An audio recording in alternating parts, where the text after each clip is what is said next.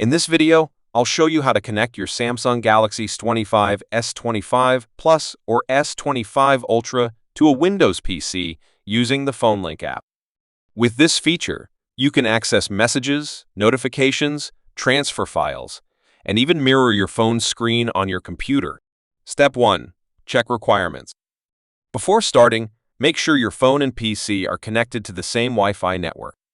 You must also be signed into a Microsoft account on your PC, and your phone should be updated to the latest One UI version. Step 2. Install PhoneLink on Windows. Open Microsoft Store, search for PhoneLink, and install it. Once installed, open the app and sign in with your Microsoft account. Step 3. Install Link to Windows on Samsung S25. Swipe down on your phone screen and check if Link to Windows is available. If you don't see it, go to Settings and use the search bar to find Link to Windows. Enable it if it's disabled. If the option isn't available, open Google Play Store, search for Link to Windows, and install it manually. Step 4. Connect your phone to PC. Open PhoneLink on your PC and click Get Started.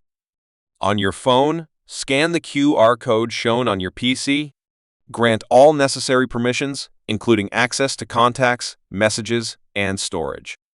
Wait for the connection to complete. Step 5. Explore features. Once connected, you can view and reply to messages, see and manage notifications, transfer files between devices, and even mirror your phone screen on your PC. Troubleshooting tips.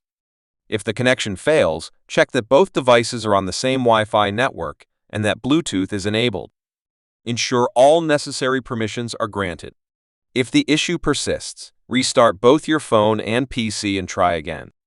Now you know how to connect your Samsung S25, S25 Plus, or S25 Ultra to a Windows PC using PhoneLink. If you found this video helpful, don't forget to like, subscribe, and stay tuned for more tech tutorials.